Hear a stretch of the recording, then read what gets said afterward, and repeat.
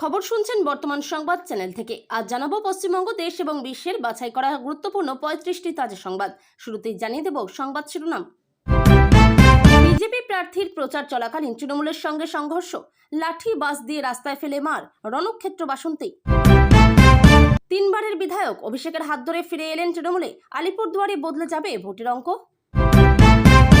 বাসন্তীতে রাজনৈতিক সংঘর্ষে আহত 8 পুলিশকর্মী, গ্রেপ্তার 8। তৃণমূলে যোগদানের শাস্তি, সদ্য দলবদল করা নেতার উপর রড দিয়ে হামলা বিজেপির, থানায় বিক্ষোভ।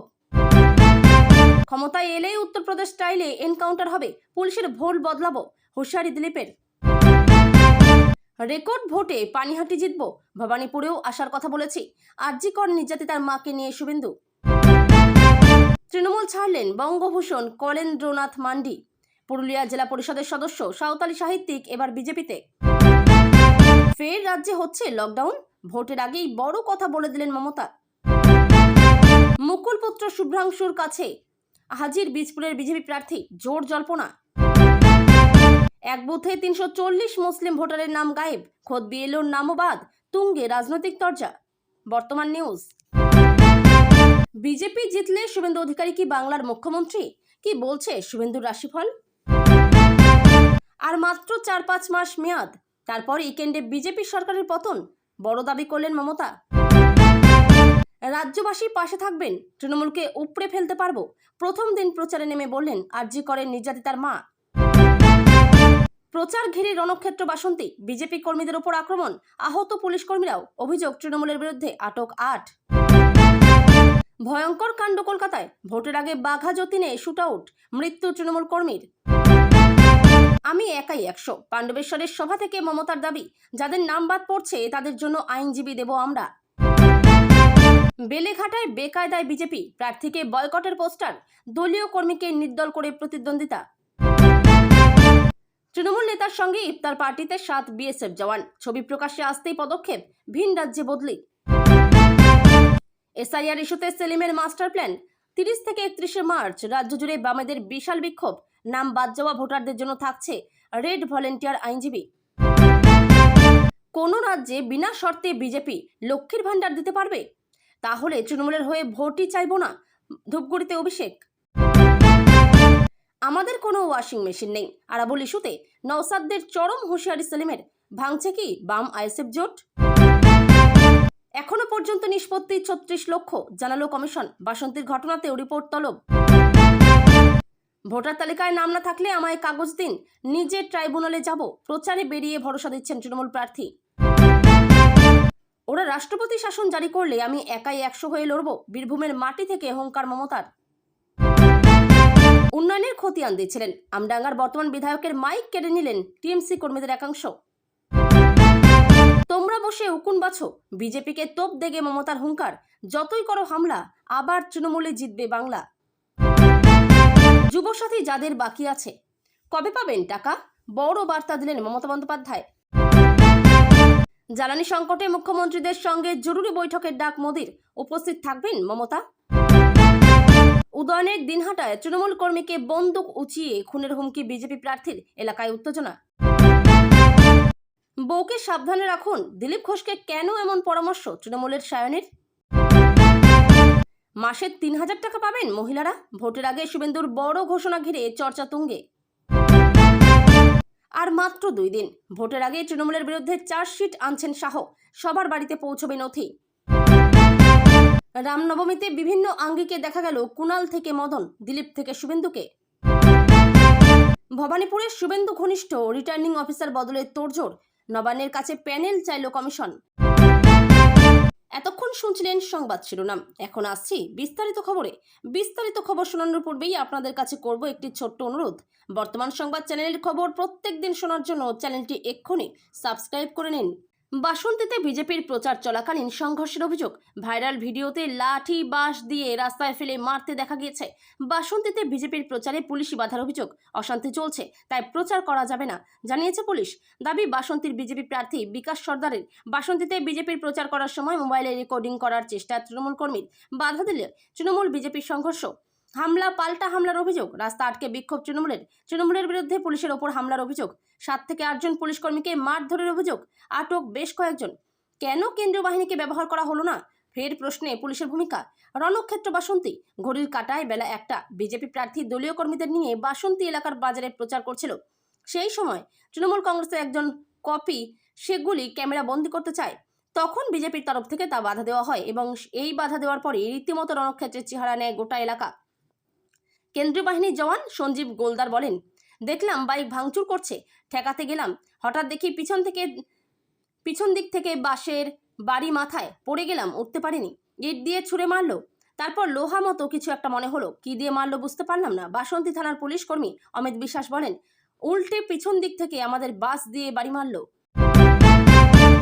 ভোটের আবহে হঠাৎই লকডাউন শব্দটা ঘিরে নতুন করে জল্পনা শুরু হয়েছে বাংলায়। পাণ্ডবেশ্বরের জনসভা থেকে মুখ্যমন্ত্রী মমতা বন্দ্যোপাধ্যায় এমন মন্তব্য করেছেন যা ঘিরে রাজনৈতিক মহলে আলোচনা তুঙ্গে। কি বললেন মুখ্যমন্ত্রী?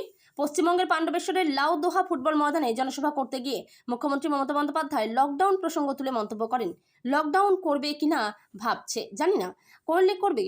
লকডাউন করে মানুষকে ঘরবন্দি করে রাখবে। তিনি আরো বলেন, কোভিডের সময়ও লকডাউন ছিল, সেই পরিস্থিতিতেও তৃণমূল লড়াই করেছে এবং ভবিষ্যতেও যে কোনো পরিস্থিতির মোকাবিলায় তারা প্রস্তুত। এই মন্তব্যের পর থেকেই বাংলায় ফের লকডাউন হতে পারে কিনা তা নিয়ে জল্পনা শুরু হয়েছে। মূলত মধ্যপ্রাচ্যে চলা যুদ্ধের কারণে দেশে তেল ও গ্যাসের সংকট তৈরি হতে পারে, এই আশঙ্কা থেকেই এমন আলোচনা সামনে এসেছে বলে মনে করা হচ্ছে। সভায় বক্তব্য রাখতে গিয়ে মমতা বন্দ্যোপাধ্যায় রাজনৈতিক আক্রমণও শানান।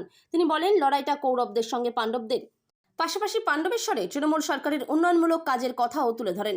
তার দাবি, আসানসোলকে নতুন জেলা করা হয়েছে, সেখানে মাল্টি সুপার স্পেশালিটি হাসপাতাল গড়ে উঠেছে, নজরুল ইসলাম বিশ্ববিদ্যালয় হয়েছে এবং অন্ডাল বিমানবন্দর তৈরি হয়েছে। এদিন কয়লাখনি এলাকার শ্রমিকদের সমস্যার কথাও উল্লেখ করেন তিনি।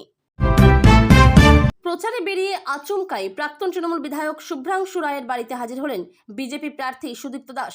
আর ওই সাক্ষাৎ ঘিরেই জল্পনা শুরু হয়েছে। যদিও শুভ্রাংশু ও সুদীপ্ত দুজনেই ওই সাক্ষাৎকারকে সৌজন্যমূলক বলে দাবি করেছেন। বুধবার সকালে ভোট প্রচারে বেরিয়েছিলেন বীজপুরের বিজেপি প্রার্থী সুদীপ্ত দাস। প্রচার সারতেই সটান হাজির হন বঙ্গ রাজনীতির এক সময়ের চাণক্য হিসেবে পরিচিত মুকুল রায়ের বাড়িতে। বাড়ির নিচের তলায় অফিস রুমে দরজা বন্ধ করে বেশ কিছুক্ষণ কথা বলেন তিনি। একসময় বিজেপিতে গেলেও বর্তমানে তৃণমূল কংগ্রেসেই রয়েছেন শুভ্রাংশু। যদিও এবারের ভোটে লড়ার টিকিট পাননি, ফলে মুকুল পুত্রের সঙ্গে বিজেপি প্রার্থীর সাক্ষাৎ ঘিরে রাজনৈতিক মহলে জোর জল্পনা শুরু হয়েছে। যদিও মুকুল রায়ের বাড়ি থেকে বেরিয়ে যাওয়ার সময় বিজেপি প্রার্থী বলেন, আজকের সাক্ষাৎ ছিল সৌজন্যমূলক। শুভ্রাংশু আমার বন্ধু, একসাথে দল করেছি, তার বাবার মৃত্যুর সময়ে আসতে পারিনি, তখন বিধিনিষেধ ছিল, তাই দেখা করে গেলাম। একই দাবি শুভ্রাংশুরও। সংবাদ মাধ্যমে মুখোমুখি হয়ে তিনি বলেন, সৌজন্য সাক্ষাৎকার। সুদীপ্ত আমার জুনিয়র, এসে বাবা ও মায়ের ছবিতে প্রণাম করলো, বাবার মৃত্যুর পর আসতে না পারার জন্য দুঃখ প্রকাশ করলো। প্রতিপক্ষ শিবিরের প্রার্থীকে আশীর্বাদ করলেন কিনা জানতে চাওয়া হলে মুকুল পুত্র বলেন, বললাম ভালো রেজাল্ট করুক। জল্পনা ছড়ালেও তিনি তৃণমূল কংগ্রেসে রয়েছেন বলে জানিয়ে শুভ্রাংশু বলেন, আমি তৃণমূলের হয়ে লড়ব। কিছু কিছু সংবাদ মাধ্যম তো গল্প ছড়াচ্ছে, তার কোনো ভিত্তি নেই। বিধানসভা নির্বাচনের ঠিক আগে উত্তরবঙ্গে শক্তি বাড়ল তৃণমূলের। বিজেপি থেকে ফের তৃণমূলেই ফিরে এলেন কালচিনির প্রাক্তন বিধায়ক উইলসন চম্পামারি। এদিন আলিপুরদুয়ারে অভিষেক বন্দ্যোপাধ্যায়ের হাত থেকে শাসক দলের পতাকা তুলে নেন কালচিনির প্রাক্তন বিধায়ক। 2009 সালে কালচিনির উপনির্বাচনে গোর্খা জনমুক্তি মোর্চার টিকিটে বিধায়ক হন উইলসন চম্পামারি। 2011 সালেও বিমল গুরুংয়ের দলের হয়েই জয় পান তিনি। 2016 সালের বিধানসভা ভোটে অবশ্য কালচিনি কেন্দ্র থেকে তৃণমূলের টিকিটে জয় পান উইলসন চম্পামারি। যদিও 2021 ভোটে তাকে আর টিকিট দেয়নি শাসক দল। এরপরে বিজেপিতে যোগ দেন তিনি 3 বারের বিধায়ক। এবারের নির্বাচনে অবশ্য কালচিনি কেন্দ্র থেকে বিশাল লামাকে প্রার্থী করেছে বিজেপি। টিকিট না পাওয়ার কারণে উইলসন চম্পামারি ফের এদিন তৃণমূলে ফিরলেন কিনা সে বিষয়ে অবশ্য প্রাক্তন বিধায়ক মুখ খোলেননি। আলিপুরদুয়ারের তৃণমূল জেলা সভাপতি প্রকাশ চিক বড়াইক বলেন, আলিপুরদুয়ার জেলায় ভোটে ভালো ফল করতে উইলসন চম্পামারিকে ব্যবহারের জন্য নির্দেশ দিয়েছেন অভিষেক বন্দ্যোপাধ্যায়।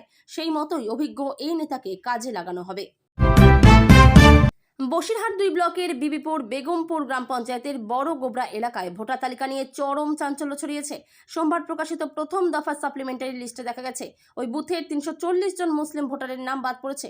আশ্চর্যের বিষয় হলো, এই তালিকায় বাদ পড়া নামগুলোর মধ্যে খোদ বিএলও সফিউল আলমের নামও রয়েছে। তৃণমূলের পক্ষ থেকে অভিযোগ করা হয়েছে, রাজনৈতিক উদ্দেশ্য প্রণোদিতভাবে একটি নির্দিষ্ট সম্প্রদায়ের নাম বাদ দেওয়া হয়েছে। বিএলও সফিউল আলম দাবি করেছেন, তিনি নিজের সমস্ত নথি যাচাই করে আপলোড করা সত্ত্বেও কেন সবার নাম বাদ গেল তা রহস্যজনক।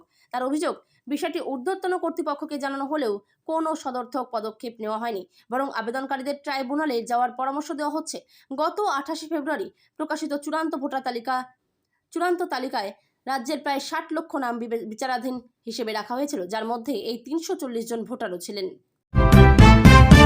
রাজ্যের বিরোধী দলনেতা বর্তমানে মমতা বন্দ্যোপাধ্যায় ও তার দল তৃণমূল কংগ্রেসের সব থেকে বড় সমালোচক। একটা সময় তিনি তৃণমূল কংগ্রেসের সদস্য ছিলেন। বিজেপি জিতলে তিনি হবেন রাজ্যের মুখ্যমন্ত্রী। রাজ্যের বিরোধী দলনেতা বর্তমানে মমতা বন্দ্যোপাধ্যায় ও তার দল তৃণমূল কংগ্রেসের সব থেকে বড় সমালোচক। একটা সময় ছিল তিনি তৃণমূল কংগ্রেসের সদস্য ছিলেন, পাশাপাশি রাজ্যের মন্ত্রী হিসেবেও দায়িত্ব পালন করেছেন। এবার তিনি মমতা বন্দ্যোপাধ্যায়ের প্রতিদ্বন্দ্বী। নন্দীগ্রামের পর এবার শুভেন্দু অধিকারী ভবানীপুরে মমতা বন্দ্যোপাধ্যায়ের সঙ্গে প্রতিদ্বন্দ্বিতায় সামিল হয়েছেন। তিনি নন্দীগ্রামে 2021 সালে মমতা বন্দ্যোপাধ্যায়কে হারিয়েছেন। বিজেপি কোনো রাজ্যেই বিধানসভা নির্বাচনের আগে মুখ্যমন্ত্রী পদ প্রার্থীর কথা ঘোষণা করে না। নরেন্দ্র মোদীর জনপ্রিয়তাকে ভর করেই লড়াই করে।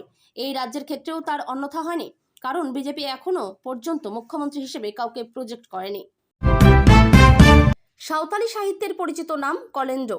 1978 সাল থেকে কবিতা, গল্প, নাটক এবং প্রবন্ধ রচনার কাজে যুক্ত। 2023 সালের পঞ্চায়েতে নির্বাচনে বান্দোয়ান ব্লকের একটি আসন থেকে তিনি তৃণমূলের টিকিটে জেলা পরিষদে নির্বাচিত হয়েছিলেন। শ্রমিক ভট্টাচার্য, কলেন্দ্রনাথ মান্ডি এবং জ্যোতির্ময় সিংহ মাহাতো। পুরুলিয়া জেলা পরিষদের তৃণমূল সদস্য কলেন্দ্রনাথ মান্ডি বৃহস্পতিবার বিজেপিতে যোগ দিয়েছেন। রাজ্য বিজেপির বিধাননগরের দপ্তরে দলের রাজ্য সভাপতি শ্রমিক ভট্টাচার্য এবং পুরুলিয়ার সাংসদ তথা রাজ্য বিজেপির সাধারণ সম্পাদক জ্যোতির্ময় সিংহ মাহাতোর উপস্থিতিতে তিনি আনুষ্ঠানিকভাবে পদ্ম শিবিরে সামিল হন। সাঁওতালি সাহিত্যের পরিচিত নাম কলেন্ডো। 1978 সাল থেকে কবিতা, গল্প, নাটক এবং প্রবন্ধ রচনার কাজে যুক্ত। পাশাপাশি সাঁওতালি ভাষাতত্ত্বের গবেষণার কাজও করেন তিনি। ডাইনি প্রথার মতো সামাজিক ব্যাধির বিরুদ্ধে বহু বছর ধরে আন্দোলন করছেন কলেন্দ্র। 2023 সালের পঞ্চায়েত নির্বাচনে বান্দোয়ান ব্লকের একটি আসন থেকে তিনি তৃণমূলের টিকিটে জেলা পরিষদে নির্বাচিত হয়েছিলেন। বৃহস্পতিবার কলেন্দ্র জানান, তার রচনা সিদ্ধ কানহো বিরসা বিশ্ববিদ্যালয় এবং ঝাড়গ্রাম সাধু রামচাঁদ মুর্মু বিশ্ববিদ্যালয়ের পাঠ্যক্রমের অন্তর্ভুক্ত। সম্প্রতি বিজেপি ছেড়ে তৃণমূল কংগ্রেসে যোগদান করেছিলেন রণবীর দলুই নামে এক কর্মী। সেই আগে বুধবার রণবীরের বাড়িতে ঢুকে তার উপর রড দিয়ে হামলা চালানোর অভিযোগ উঠেছে বিজেপি কর্মী সমর্থকদের বিরুদ্ধে। অভিযুক্তদের দ্রুত গ্রেপ্তারের দাবিতে রাতেই বালি থানায় বিক্ষোভ দেখান ওই বিধানসভা কেন্দ্রেরই তৃণমূল প্রার্থী কৈলাস মিশ্র। পুলিশ সূত্রে জানা গিয়েছে, মারধরের ঘটনায় এখনো পর্যন্ত 2 জনকে আটক করা হয়েছে। জানা গিয়েছে, দীর্ঘ 15 বছর ধরে বিজেপি করতেন রণবীর। কয়েকদিন আগে একটি জনসভায় তৃণমূল প্রার্থী কৈলাস মিশ্রের হাত থেকে তিনি তৃণমূলে যোগদান করেন।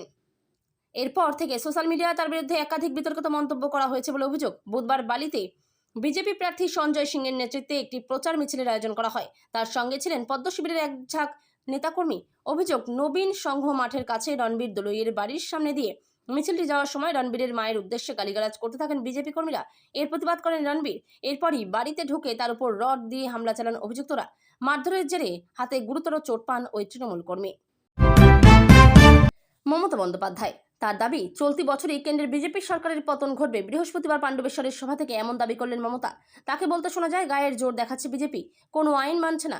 শুনে রেখে দিন, 2026 সালের অগাস্ট সেপ্টেম্বর মাসে বিজেপি সরকার দিল্লি থেকে চলে যাবে। তারপর আমি দেখব, আজ যারা বিজেপির হয়ে দালালি করে বেড়াচ্ছেন, মানুষের উপর অত্যাচার করছেন, ভোটাধিকার কেড়ে নিচ্ছেন, আমার কিছু করার দরকার নেই। ধর্ম বলে যদি থাকে, ধর্মের কল বাতাসে নড়ে। এদিনও ফের কমিশনকে নিশানা করেন মমতা। বলেন, সব ওসিকে পাল্টাচ্ছে, সব বিডিও চেঞ্জ, সব এসপি চেঞ্জ, সব ডিএম চেঞ্জ। বিজেপির পার্টি অফিস থেকে বলে দেওয়া হচ্ছে কার কারা হবে।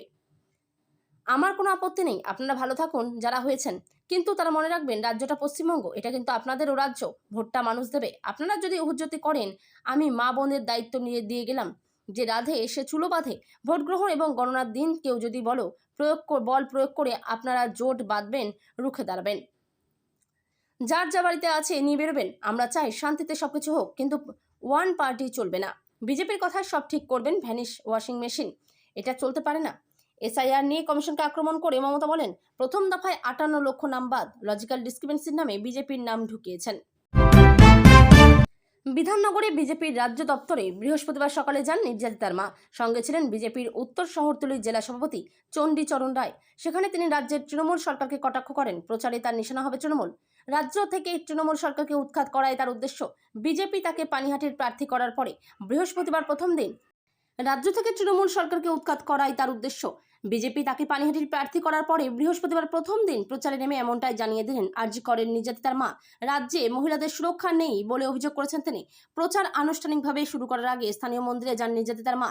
অন্যদিকে বৃহস্পতিবার তাদের পানিহাটির বাড়িতে যান বিজেপি নেতা তথা রাজ্যের বিরোধী দলনেতা শুভেন্দু অধিকারী। তিনি জানান, নিজের কেন্দ্রে প্রচারের পরে অন্তত একবার ভবানীপুরেও যেতে হবে নির্যাতিতার মাকে। সেখানে গিয়ে রাজ্যের পুলিশ মন্ত্রী তথা মুখ্যমন্ত্রীর বিরুদ্ধে নিজের অভিযোগের কথা বলতে হবে। এরপরে নির্যাতিতার বাবা মা দাবি করেন, তাদের নাম ছবি পরিচয় প্রকাশ করতে কোথাও কোনো বাধা নেই। তারা জানান, আদালত এই বিষয়ে ছাড়পত্র দিয়েছে। শুভেন্দু একই কথা জানান। নির্যাতিতার বাবা বলেন, আমরা মানবাধিকার কমিশন, মহিলা কমিশনকে বিষয়টি জানিয়েছি। বৃহস্পতিবার সকালে বিধাননগরে বিজেপির রাজ্য দপ্তরে যান নির্যাতিতার মা। সঙ্গে ছিলেন বিজেপির উত্তর শহরতলি জেলা সভাপতি চণ্ডীচরণ রায়। সেখানে তিনি রাজ্যের তৃণমূল সরকারকে কটাক্ষ করেন রাজ্যের মুখ্যমন্ত্রী মমতা বন্দ্যোপাধ্যায়কেও।